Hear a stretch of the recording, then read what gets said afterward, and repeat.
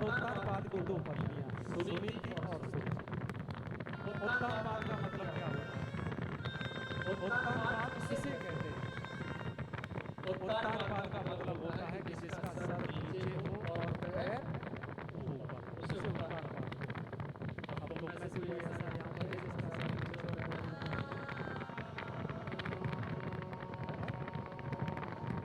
है कोई ऐसा? जब हम अपनी माँ के गर्भ में थे तो हमारा सर नीचे था, हमारे पैर ऊपर थे। इसका मतलब ये हुआ कि हम उत्तानपाद। अब हम सबकी दो पत्नियां हैं, सुनीति और सुरुचि। सुनीति बोलते हैं अच्छाई के लिए और सुरुचि बोलते हैं बुराई के लिए। हमारे अंदर अच्छाई भी है और बुराई भी है, लेकिन हम अच्छाई को छोड़कर के बुराई के रास्ते पर चल देते हैं। ऐसे ही उत्तानपाद अपनी बड़ी पत्नी सुनीति को त्यागा और छोटी पत्नी सुरुचि के साथ निवास किया। बड़ी पत्नी सुनीति वन में कुटिया बनाकर के निवास करती है और कुछ समय के बाद सुनीति ने सुंदर से बालक को जन्म दिया। इधर महलों में जो सुरुचि रहती है उसने भी सुंदर से बालक को जन्म दिया। जब दोनों बालक थोड़े बड़े हुए, एक बार सुनीति का जो पुत्र ध्रुव है बच्चों के साथ खेल रहा था। खेलते हुए बच्चों ने पूछा, अरे ध्रुव, तुम्हारे पिता कौन है? कभी तुमने अपने पिता के बारे में नहीं बताया। ध्रुव अपनी माँ के पास आया, अपनी माँ से कहा कि भैया आप मुझे बताओ ना कि मेरी माँ मेरे पिता कौन है। तो वहीं पर आज सुनीति कहने लगी कि बेटा जो यहाँ के राजा उत्तानपाद हैं वही तुम्हारे पिता। ध्रुव के मन में इच्छा उत्पन्न हुई कि मैं अपने पिता की गोद में बैठना चाहता हूँ। ध्रुव बैलों की तरफ दौड़ पड़ा। जब द्वारपालों ने ध्रुव को आते हुए देखा तो द्वारपाल सामने से हट गए। ध्रुव जी महाराज अंदर महलों में गए, सिंहासन के पास जाकर के देखा तो उत्तानपाद अपने छोटे पुत्र को गोद में बिठा रखा है और उनके बगल में सुरुचि बैठी हुई है। जब उत्तानपाद ने अपने बड़े पुत्र को आते हुए देखा तो उत्तम को नीचे उतारा और ध्रुव को अपनी गोद में उठा लिया। उठाना चाहते हैं कि वहीं पर बीच में सुरुचि आ गई। सुरुचि ने कहा, ध्रुव, मैं भली भांति जानती हूँ कि तुम्हें यहाँ तुम्हारी माँ ने भेजा है।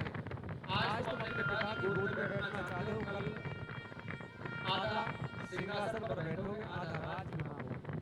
लेकिन तुम्हें अपने पिता की गोद में बैठना है, आधा राज चाहिए, तो पहले वन में जाओ और वन में जाकर के भगवान की तपस्या करो और भगवान तुम्हारी तपस्या से प्रसन्न हो जाए तो भगवान से केवल एक ही वरदान मांगना कि मुझे सुरुचि माँ के गर्भ से जन्म दे।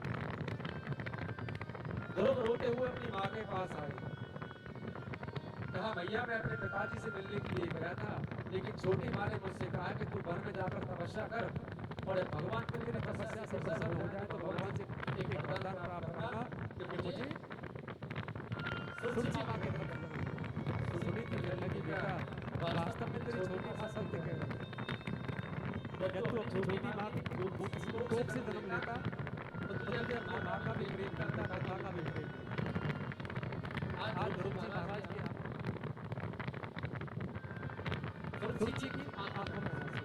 ध्रुव जी महाराज ने अपनी माँ को रोते हुए देखा तो माँ ने और कहा, भैया क्या वन में जाने से भगवान प्राप्त होते हैं? वन में जाने से भगवान प्राप्त होते हैं।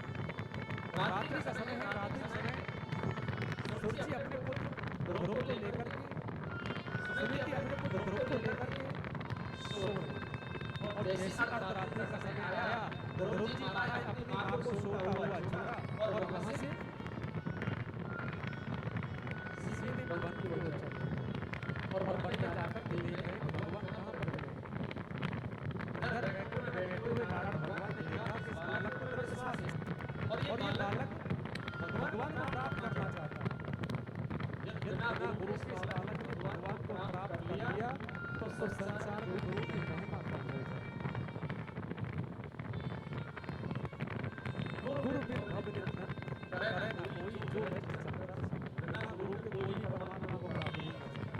लेकिन इस बालक को दृढ़ विश्वास ये बिना गुरु के भी मुझे प्राप्त कर सकता। तो वहीं पर नारद जी को बुलाया और नारद जी से कहा, नारद आप ध्रुव के गुरु बन जाओ। तो नारद जी ध्रुव के सामने आए और आप इस घनघोर जंगल में क्या कर रहे हैं? क्या आप नहीं जानते कि इस परिसर में इंसेक्ट वस्तु रहती है तो तुम्हें खा जाए? तो वहीं पर घनघोर ने कहा कि मुझे यहाँ पर भगवान को बोलने के लिए आया। नारद जी ने हजारों संतों को दिखाया, कोई एक पेड़ पर खड़ा हुआ है, कोई उल्टा खड़ा हुआ है, कोई जल में खड़ा हुआ है, हजारों वर्ष से तपस्या कर रहे हैं। नारद जी ने कहा कि ये संत भगवान को प्राप्त करना चाहते हैं और उन्हीं के लिए तपस्या कर रहे हैं, इनको भगवान नहीं मिले। लेकिन बालक ने कहा कि मैं यहाँ पर भगवान को प्राप्त करने के लिए वापस जाऊँ। तो वहीं पर नारद जी ने कहा कि तुम्हें भगवान प्राप्त करना है तो पहले आप गुरु बनो। नारद जी ने ध्रुव जी कहने लगे कि बाबा मेरे पास इतना समय नहीं है कि मैं गुरु बनाने के लिए जाऊँ, आप ही मेरे गुरु बन जाओ। और नारद जी ने आज ध्रुव के कानों में द्वादश अक्षर का मंत्र दिया, ओम नमो भगवते वासुदेवाय। और इस मंत्र का बड़ा सुंदर अर्थ भी है। एक गुरु जिनके शिष्य का नाम हुआ ओम। अब गुरु शिष्य ओम को लेकर के गांव से बाहर निकले और जैसे गांव से बाहर निकले तो शिष्य ने देखा कि सामने जो खेत है वो गन्ने का खेत है। तो शिष्य के मन में इच्छा उत्पन्न हुई कि गुरु जी अब थोड़ी देर यहाँ पर रुक जाएं तो मैं गन्ना तोड़ करके सूसू गन्ना के बोलना पड़ेगा। गुरुदेव ने कहा बेटा ओम संध्या का समय है, मुझे संध्या वंदन इसी जगह बैठ करके करनी चाहिए। अब गुरुदेव संध्या वंदन करने के लिए बैठ गए और वो शिष्य गन्ने के खेत में घुस गया और एक मोटा सा गन्ना देख करके नाक से बोला चूसना आरंभ कर। लेकिन जो खेत का मालिक जो किसान है आज अपने खेत में मोटा बांस का डंडा लेकर के बैठा हुआ है कि जो भी मेरे खेत से गन्ना तोड़ेगा ये मोटा बांस का डंडा उसके सर पर पड़ेगा। अब गुरु जी ऐसी जगह बैठे हुए यहाँ से शिष्य ओम भी दिखाई पड़ रहा है और जो खेत का मालिक है वो भी दिखाई पड़ रहा है। जब गुरु जी ने देखा कि किसान के हाथ में मोटा बांस का डंडा है, कहीं ये डंडा शिष्य के सर पर ना मार दे, तो गुरुदेव ने कहा बेटा ओम, लेकिन ओम गन्ना चूसने में लगा हुआ। गुरु जी ने दोबारा कहा बेटा ओम। जब ओम के कानों में आवाज पहुंची तो ओम ने कहा हाँ गुरुदेव।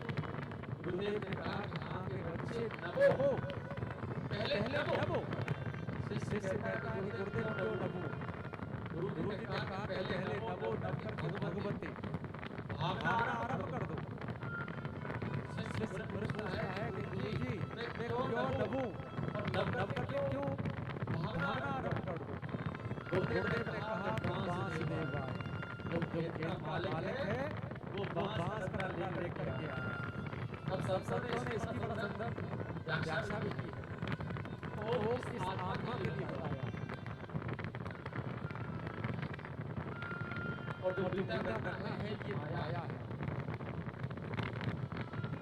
इस माया के पीछे हम दिन रात लगे रहते हैं, ना बुरा देखते हैं ना भला देखते हैं और फिर रात भर उल्लू कर रह जाते हैं। इस माया को हमने क्या किया है, कहीं से चोर चुरा करके ना ले। और जो किसान है वो काल है।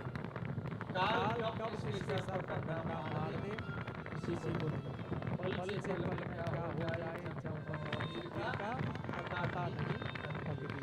मैं अभी आपको कथा सुना रहा हूँ, एक घर के बाद में आपको कथा सुनाऊँ इसलिए मेरे पास में कोई बात नहीं। तो मेरी सही सांस पर कब किसके साथ क्या होगा किसी को नहीं पता। तो आज बहुत सुंदर अर्थ बताया ओम नमो भगवते वासुदेवाय और कहा कि तुम वृंदावन में जाकर के जमुना में स्नान करना, वनपति के नीचे खड़े होकर ओम नमो भगवते वासुदेवाय कहा। तो वहीं पर आज वो रोजी महाराज वृंदावन में पहुंचे और वृंदावन में जाकर के जमुना मैया में स्नान किया और वनपति के नीचे आए और आकर के ओम नमो भगवते वासुदेवाय का जाप करने लगे। ओम नमो भगवते वासुदेवाय।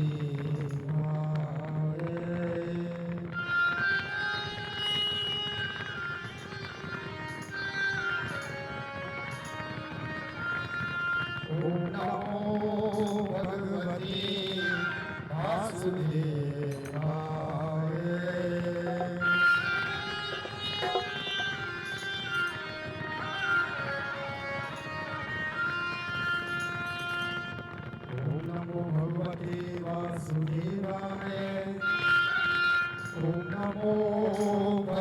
भगवते वासुदेवाय।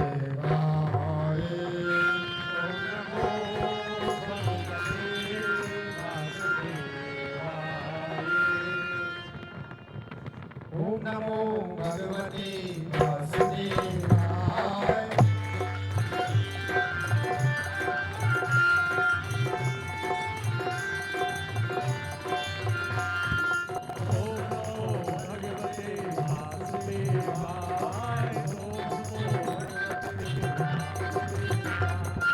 ओम नमो भगवते वासुदेवाय। ओम नमो भगवते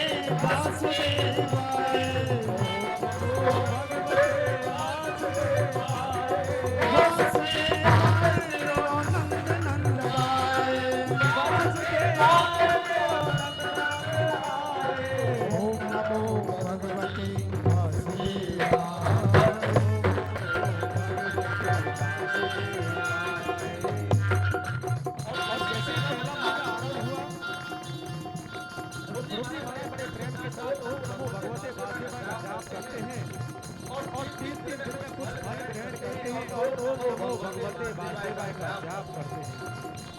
दिल लूटने वाले जादूगर, दिल लूटने वाले जादूगर, तुझे आना ही होगा कभी ना कभी।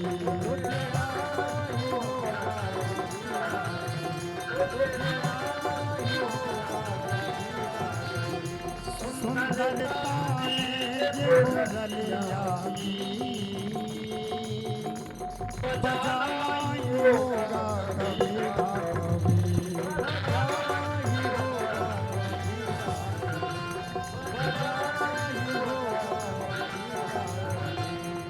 कृष्ण मेरे उलझे दिल को सुलझाई होगा कभी ना कभी।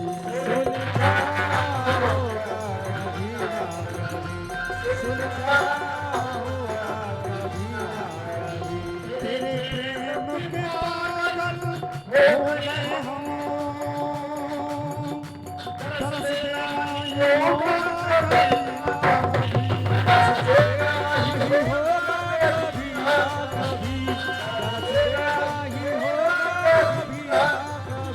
तुझे आए होगा कभी ना कभी। बोलो नमो भगवती वासुदेवाय।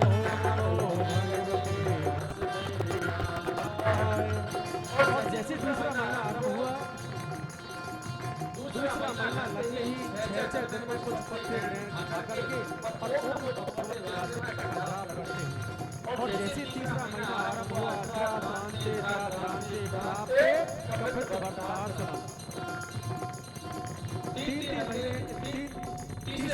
में दोनों दिन में केवल जल का आहार करते हैं और ओम नमो भगवते वासुदेवाय का जाप करते हैं। कन्हैया को रोज रोके पुकारा, कन्हैया को रोज रोके पुकारा। कहा उनसे जैसा हो तुम्हारा, उनसे जैसा हूँ अब हूँ तुम्हारा, उनसे जैसा अब हूँ तुम्हारा। बोले कि साधन दिए तुझको क्या क्या, बोले कि साधन दिए तुझको क्या क्या। मेरा किसे तुमने साधन से मारा, मेरा किसे तुमने साधन से मारा, मेरा किसे तुमने साधन से मारा। वो बोले परेशान हूँ तेरी बहस से, वो बोला कि अब तेज नाना तुम्हारा, अब भेजना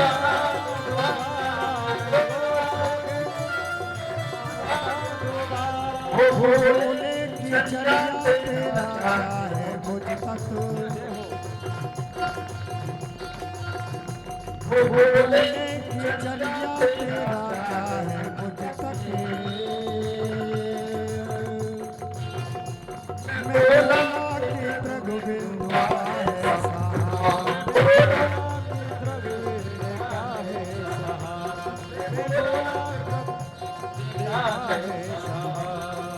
बोले कि चलिया तेरा है मुझ तक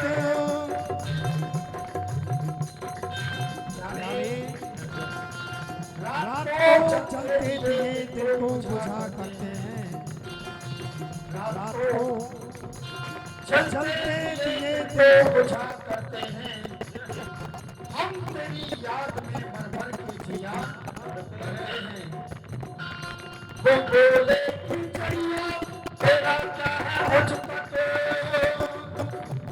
मैं बोला कि जग में लिखा है सहारा बोला कि जग में लिखा है सहारा ओम नमो भगवते वासुदेवाय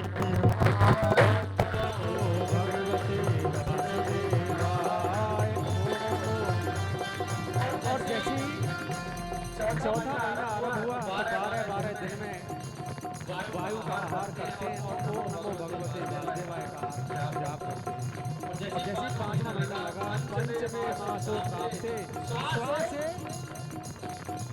प्राप्त 5वां महीना लगते ही अपने प्राणवायु को अपने वश में कर लिया और जैसे प्राणवायु को वश में लिया है संसार की प्राणवायु रुक गई। ओम नमो भगवते तेरा दर्श पाने को जी चाहता है खुदी को मिटाने को जी चाहता है खुदी को मिटाने को जी चाहता है खुदी को मिटाने को जी चाहता है तेरा तो मुझे शाम मस्ती आए मस्ती में आने को जी चाहता है मस्ती में आने को जी चाहता है मस्ती में आने को जी चाहता है तेरा दर्श पाने को जी चाहता है खुदी को मिटाने को जी चाहता है खुदी को मिटाने को जी चाहता है खुदी को मिटाने को जी चाहता है तेरा तो मुझे शाम मस्ती आए तेरी मस्ती में आने को जी चाहता है मस्ती में आने को जी चाहता है मस्ती में आने को जी चाहता है ये दुनिया है एक शाम नजर का धोखा ये दुनिया है एक शाम नजर का धोखा इसे ठुकराने को जी चाहता है इसे ठुकराने को जी चाहता है इसे ठुकराने को जी चाहता है हमें जिस्म देकर जुदा कर लिया तेरे पास आने को जी चाहता है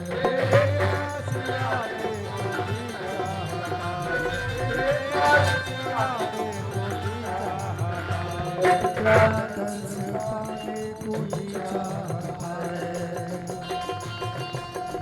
ओम नमो भगवते वासुदेवाय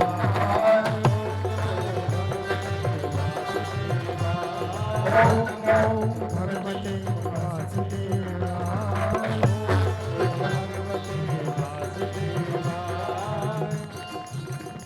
और जैसे ही 5वां महीना आरंभ हुआ अपने प्राणवायु को अपने वश में कर लिया और जैसे प्राणवायु को वश में किया है संसार की प्राणवायु बस रुक गई और ध्रुव जी महाराज ने भगवान को अपने हृदय में विराजमान कर लिया। सभी देवता भगवान के पास पहुंचे भगवान से कहा कि आप संसार की रक्षा करो। नारायण भगवान आए आकर के ध्रुव जी के साथ परिक्रमा की और वहां ध्रुव में तुम्हारी तपस्या से प्रसन्न हूँ। आप वरदान मांगो लेके ध्रुव जी तपस्या में लीन है और जैसे कि बड़ी सुंदर सी झांकी को आज भगवान ने लुप्त किया तो ध्रुव के नेत्र खुले। लाली मेरे लाल की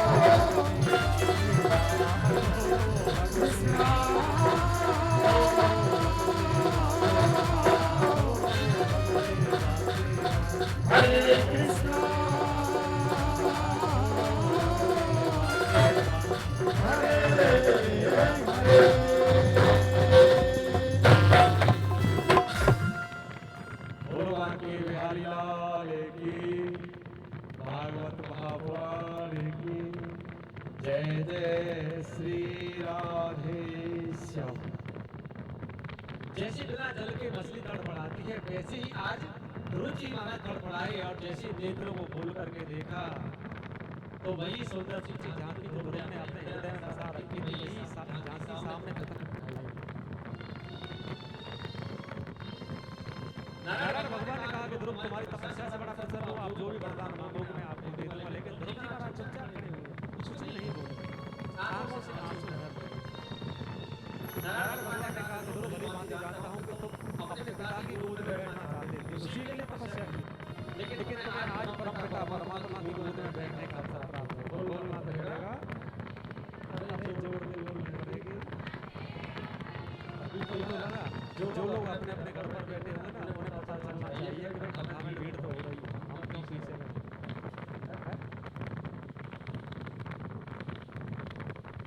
तो वहीं पर आज ध्रुव जी महाराज अपनी गोद में नारायण भगवान ने कहा मैं तुम्हें परम पिता परमात्मा की गोद में बैठने का अवसर प्राप्त है। और जैसे ही ध्रुव जी महाराज ने गोद में नारायण भगवान ने उठाया अपना शंख लेकर के ध्रुव जी के होठों से लगाया, आज ध्रुव जी को सब ज्ञान की प्राप्ति हुई। और उसके बाद कहा कि ध्रुव तुम्हारे मन में जो भी अच्छा है आप मुझसे वरदान मांगो। लेकिन ध्रुव जी कुछ नहीं बोले। नारायण भगवान ने कहा तुम नहीं मांगते हो ना, तो मैं तुम्हारे बिना मांगे ही तुम्हें देता हूँ कि पहले तुम 36,000 वर्ष तक राज को भोगोगे और 36,000 वर्ष के बाद काल के सर पर पैर रख करके सीधे बैकुंठ के लिए बोलना पड़ेगा राधे राधे। जैसे ध्रुव जी महाराज खड़े हुए, खड़े होकर देखा तो भगवान की सुंदर सी जानकी लुप्त हुई। ध्रुव जी महाराज सीधे अपनी माँ के पास, छोटी माँ के पास पहुंचे और जाकर के छोटी माँ के चरणों में लेट गए। सुरक्षित कहने लगी बेटा मैं तो बड़ी होगी जो तुम्हें वन में जाने के लिए गए थे। लेकिन ध्रुव जी महाराज ने कहा कि नहीं भैया, आज आपकी ही कृपा से मुझे भगवान के दर्शन हुए। उसके बाद में अपने पिता और कालपाल के पास पहुंचे, अपनी माँ सुनीति के पास बड़े बड़े प्रेम के साथ ध्रुव जी महाराज के पास गए हैं। दोनों भाई ध्रुव और उत्तम बड़े हुए। एक बार यक्षों के पास पहुंचे, यक्षों से युद्ध करने लगे। यक्षों ने उनका वध कर दिया और ध्रुव जी महाराज को पता चला तो अपने हाथ में तलवार लेकर के यक्षों के पास ध्रुव जी महाराज पहुंचे और हजारों यक्षों का वध किया। वहीं पर नारद जी आए, नारद जी कहने लगे कि नहीं आपने भगवान के दर्शन कर लिए लेकिन सत्संग नहीं किया। बिन सत्संग बिन सत्संग विवेक होई, सत्संग विवेक न होई, बिन सत्संग विवेक न होई।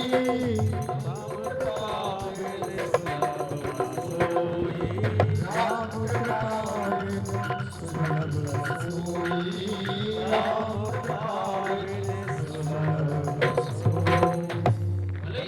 भगवान के दर्शन कर लिए लेकिन सत्संग नहीं किया है। और उसी समय ध्रुव जी ने युद्ध को बंद किया और संतों की सेवा करने के लिए चले। 36,000 वर्ष तक राज को होगा और 36,000 वर्ष के बाद में जब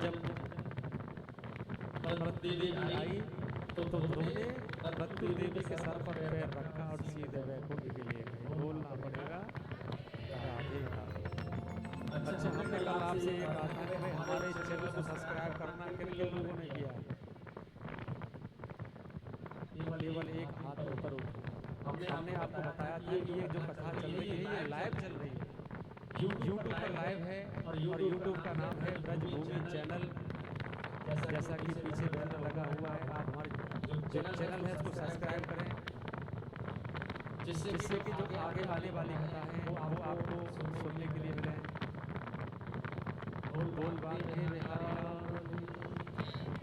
अच्छा गुरु मिलना बड़े सौभाग्य की बात है।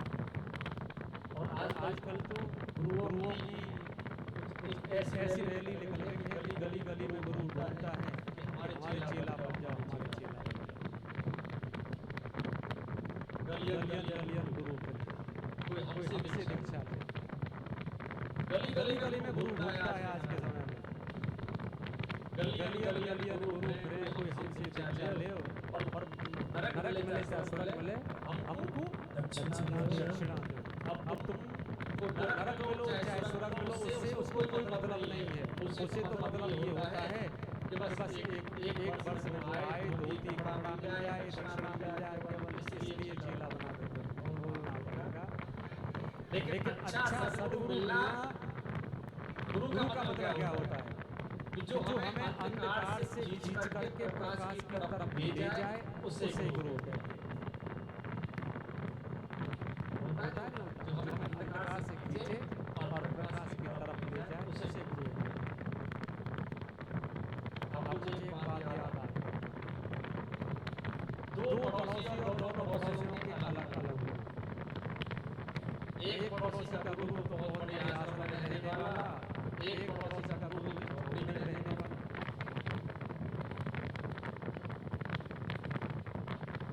और जो झोपड़ी में रहने वाले गुरु थे वो अपने चेला के यहाँ आए, और जब चेला के यहाँ पर आए तो उस समय जेठ का महीना था।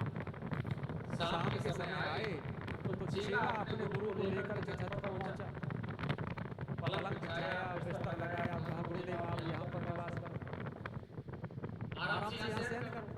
अपनी पत्नी से कहा कि गुरुदेव आए अच्छे अच्छे पकवान बनाओ। पत्नी ने अच्छे पकवान बनाए, एक पूरा मटका जल से भरवा करके छत पर रखवा दिया। कहा कि गुरुदेव स्नान करेंगे ना तो बड़ा आनंद मिलेगा। पड़ोसी सब कुछ देख रहा, छत पर खड़े होकर के कहा कि मेरा गुरु बहुत छोटा है तो उससे तो अपने गुरु की सेवा पूजा भी नहीं करनी आई। जिस दिन मेरे गुरु आएंगे उस दिन बताऊंगा कि गुरु की सेवा पूजा कैसे होगी। बोलना पड़ेगा। अब रात्रि को एक चादर ली ओढ़ने को गुरुदेव के लिए। गुरुदेव छत पर आराम से बैठे के साथ सोए। सुबह जो पूरा मटका जल से भरा हुआ था उससे गुरुदेव ने स्नान किया और गुरुदेव वहां से चले गए। समय बीत रहा, कुछ समय के बाद पड़ोसी के गुरु आए, और जब गुरु आए तो समय था पूछ का महीना। चेला कहने लगा कि जब पड़ोसी के गुरु आए थे तो वो अपने गुरु को छत पर लेकर के गए, मैं अपने गुरु को अंदर कमरे में कैसे रखूं? मैं भी अपने गुरु को छत पर लेकर के जाऊं। छत पर बिस्तर लगाया। गुरुदेव ने विचार किया कि शायद अभी नीचे जगह थोड़ी कम है, साफ सफाई नहीं है, साफ सफाई हो जाएगी तो तब मुझे नीचे लेकर के अपनी पत्नी से कहा अच्छे अच्छे पकवान बनाओ।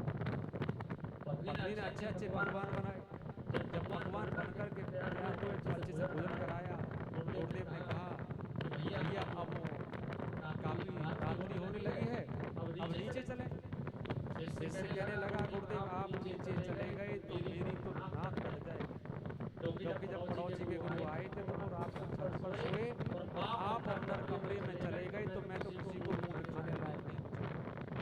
और गुरुदेव ने कहा कि भैया आप मुझे कोई बताइए कंबल कि नहीं गुरुदेव, जब पड़ोसी के गुरु आए थे तो उनको एक चद्दर मिली थी, आपको भी चद्दर मिली थी।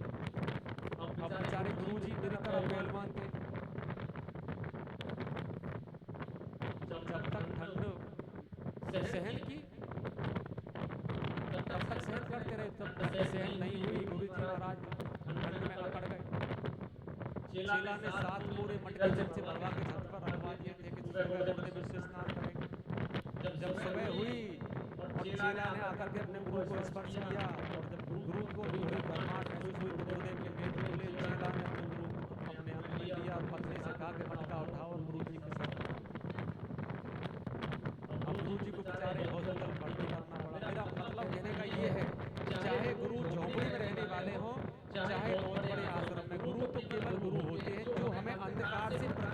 तरफ ले जाएं वो गुरु है, जो हमें प्रकाश दिखाए। जो भगवान की तरफ ले जाए वही गुरु होते हैं। झोपड़ी में रहने वाला या बहुत बड़े आश्रम में रहने वाला ऐसा कोई भेदभाव नहीं, बोलना पड़ेगा राधे। उससे आगे कथा में प्रवेश करते हैं। अजामिल व्याख्यान बहुत सुंदर चरित्र है अजामिल का। चक्रवर्ती राजा अजामिल एक ब्राह्मण और अजामिल भगवान का बहुत बड़ा भक्त भी है, कर्मकांडी ब्राह्मण है। और उसने व्यक्ति को वैश्या गमन करते हुए देखकर वैश्या बहुत सुंदर थी। आज अजामिल वैश्या पर मोहित हुआ, अपने घर पर लेकर के आया। जो अजामिल 24 घंटे भगवान का भजन करता था, आज वही अजामिल मांस भक्षण करने लगा, मदिरा का पान करने लगा, चोरी करने लगा, पशु पक्षियों का वध करने लगा। एक बार तो संतों की मंडली आई और कहा कि हमें इस नगर में कोई ऐसा भक्त है जो हमें भोजन करा दे। छोटे छोटे बच्चे खेल रहे थे, उन्होंने कहा कि एक ही भक्त है इस नगर में, तो वो है अजामिल। तो संतों की मंडली अजामिल के द्वार पर पहुंची, जाकर के देखा तो अजामिल घर पर नहीं था, उनकी पत्नी घर पर। संतों ने कहा कि देवी हमें, सभी संतों को बड़ी जोर से भूख लगी, हमें भोजन करा दो। अजामिल की पत्नी कहने लगी कि मैं संतों को भोजन करा दूं, कहीं मेरा पति अजामिल ना आ जाए। फिर विचार किया कि जब तक अजामिल आएगा तब तक तो मैं अपने संतों को भोजन करा के यहाँ से विदा भी कर दूं। अजामिल की पत्नी ने संतों के लिए भोजन बनाई, सभी के सामने थाली को परोसा। संतों ने भोग लगा करके भोजन करना आरंभ किया। इतनी देर में अजामिल आ गया और अजामिल के कांधे पर मरे हुए पशु पक्षी लटके हुए, पूरा शरीर खून से लथपथ हो रहा। संत कहने लगे, अरे देवी ये कौन दुष्ट तुम्हारे घर में प्रवेश कर गया है? अजामिल की पत्नी ने दोनों हाथ जोड़े और कहा, बाबा ये मेरे पति अजामिल। संत कहने लगे कि हमने किस दुष्ट का अन्न ग्रहण कर लिया है। अब संत और ब्राह्मण इनको आप भोजन कराने के लिए लेकर के जाओगे, पहले तो खूब झिक करके भोजन करते हैं और भोजन करने के बाद में फिर दांत घिसाई नहीं मांगते, दक्षिणा मांगते। होता नहीं होता, दक्षिणा नहीं मिली तो कहते हैं कि जजमान अच्छा नहीं था, भूलना पड़ेगा। संतों ने कहा कि देखो हमने भोजन तो कर लिया, अब अपने पति को लेकर के आओ, हम संतों को दक्षिणा दें। अजामिल की पत्नी कहने लगी, बाबा जो भी कुछ आप दक्षिणा में लेना चाहते हो ना, आप हमसे ले लो। लेकिन संत कहने लगे कि हम दक्षिणा लेंगे तो तुम्हारे पति के हाथों से। अब बेचारी पत्नी संतों के पास जाती है, अपने पति के पास पहुंची। पति कहता है कि यहाँ से भगा दो उनको, और संत कहते हैं कि हम दक्षिणा लेकर के जाए। दोनों ही हट पकड़े हुए। जब संत को हट करते हुए देखा तो अजामिल की पत्नी अपने पति के पास पहुंची और कहा कि मैंने संतों को भोजन कराया है, आप मेरे साथ चल करके संतों को दक्षिणा दो। जब पत्नी को नाराज होते हुए देखा तो अजामिल पत्नी के साथ आया, संतों से कहा, बताओ तुम्हें दक्षिणा में क्या दूं? संत कहने लगे कि हम तुम्हें देना चाहते हैं कि तुम्हारी पत्नी गर्भवती है और तुम्हारी पत्नी के गर्भ से पुत्र का जन्म होगा। अजामिल ने कहा कि पहले से 10 है और जो 11वां होगा वो ही पुत्र होगा, तुमने मुझे क्या दिया?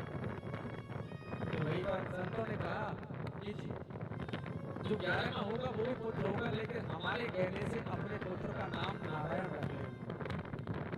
अजामिल कहने लगा, मेरा बेटा है, मैं अपने बेटे का नाम सीधू, वसीधू, टिट्टू, बिट्टू जो रखना मैं रखूंगा। लेकिन अजामिल की पत्नी कहने लगी कि बाबा जब मेरे पुत्र हुआ तो मैं अपने पुत्र का नाम नारायण रखूंगा। संत वहां से चले गए। कुछ समय के बाद जब अजामिल के घर पुत्र का जन्म हुआ और पत्नी की जिद के कारण उस बालक का नाम नारायण हुआ।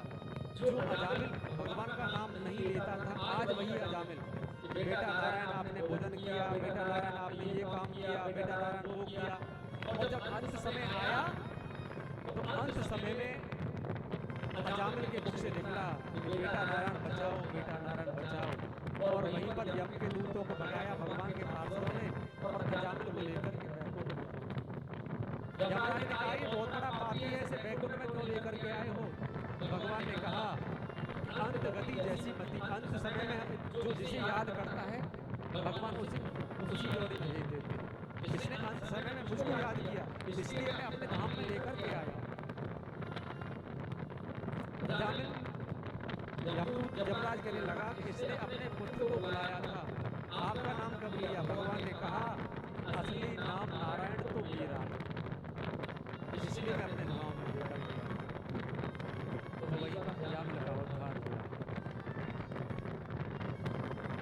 उससे आगे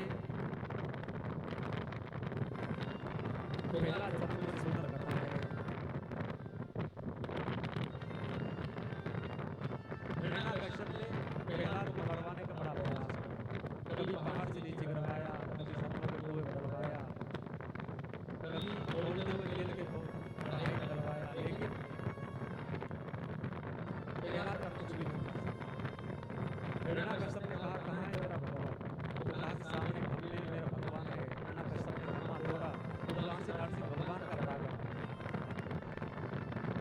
सूर्य अनेक थे कड़मागत पे, पर सूर्य सुस्वार कहाँ, पुन काल मजीरा बजावत थे, मीरा मतवानी सिचार।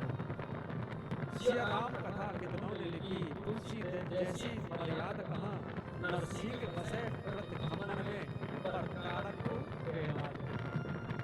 आज भी नरसिंह भगवान खंबे से प्रकट हो सकते हैं, लेकिन नरसिंह भगवान को निकालने के लिए प्रहलाद की आवश्यकता है। उससे आगे कथा में प्रवेश करते हैं। दैत्य और देवता दोनों मिलकर होता है। कभी समुद्र मंथन का बड़ा सुंदर प्रसंग आता है। समुद्र मंथन हुआ और समुद्र मंथन के बाद में महासंग्राम हुआ दैत्य और देवताओं का, और दैत्यों ने देवताओं को स्वर्ग से बहिर किया और देवता छुपते हुए फिर रहे हैं। और वहीं पर कश्यपवती ने महातप किया था और उनके यहाँ पर साक्षात वामन भगवान का बोल वामन भगवान का अवतार हुआ। भादों के महीने शुक्ल पक्ष में द्वादश तिथि को ठीक 12 बजे वामन भगवान का अवतार हुआ। और वामन भगवान केवल वामन बोल के गलती ना करने लगी कि तुम ब्राह्मण हो, इसलिए अभिक्षा लेकर के। तो माता ने कौपिक का दान दिया, बृहस्पति ने जनेऊ का दान दिया, दिशाओं ने छाता का दान दिया, ब्रह्मा ने कमल का दान दिया, सप्तऋषि ने कुशा का दान दिया, उमा देवी ने भिक्षा का दान दिया। और इस भिक्षा को लेकर के आज अपनी माँ के पास आई और माँ कहने लगी कि जो भिक्षा तुम लेकर के आए हो ना, ये भिक्षा बहुत कम है।